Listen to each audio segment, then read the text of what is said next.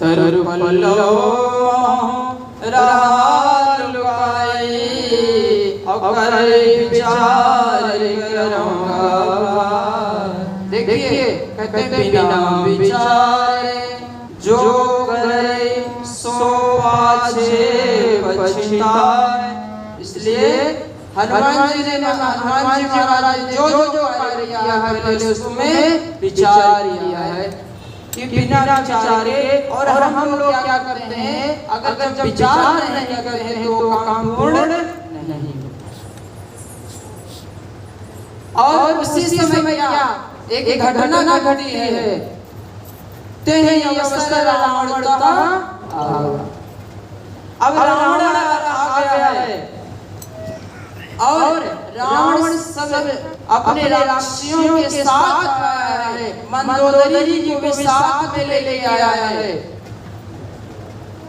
और देखिए हम लोग के जीवन में भी यही होता है कि भगवान की कृपा पहले आ जाती है और दुख बाद में आता है।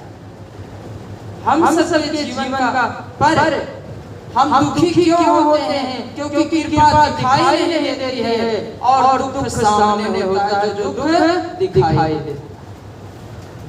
श्री हनुमान जी महाराज माता सीता के लिए कृपा रूप बन करके ऊपर बैठे हुए हैं। कृपा ऊपर होती है इसलिए हम सबको दिखाई नहीं देती है और रावण रूपी दुख सामने खड़ा है इसलिए वो दिखाई। इसलिए कृपा भगवान की हम सबके ऊपर सदैव बनी है, इसलिए इसका हमें आभास होना चाहिए। और बहुविधि खल सीता ही समझावा। आया और समझाने लगा। खल यहाँ एक शब्द आया है खल। खल का मतलब खा और राय से होता है। एक संत ने इसका बड़ा सुंदर भावार्थ दिया कि खल का मतलब क्या होता है। तो खा माने खाए और ला माने लड़े। जो खाए और लड़े उसी का नाम है खल। फिर किसी संत ने उसमें बात और जोड़ दिया। क्या कहा कि जिसका खाए उसी से लड़े, जिसका खाए उसी से लड़े, उसका नाम होता है खल। तो रावण आ गया वहां पर और रावण ने चारों प्रकार से समझाया है।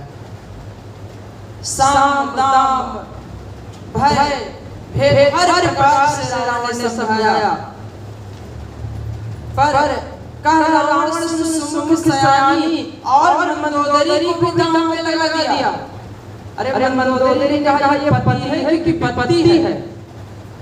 ये हमारा पति है या पति है? देखो हमें भी सीता जी चक्कर दाम पे लगा दिया।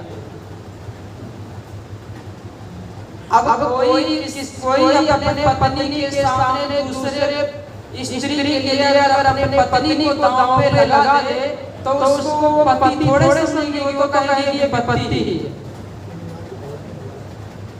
तब अनुचरी और ये कह रहा है कि मैं तुम्हारी दासी बना दूंगा। क्यों? कह रहा एक बार, सिर्फ एक बार मेरी तरफ देख, एक बार लोक की मोरा, एक बार सिर्फ हमारी तरफ देख लो। ये जो जितनी राक्षसियां हैं आपकी सब सेवा करेंगी। पर माता सीता ने ठुकरा दिया।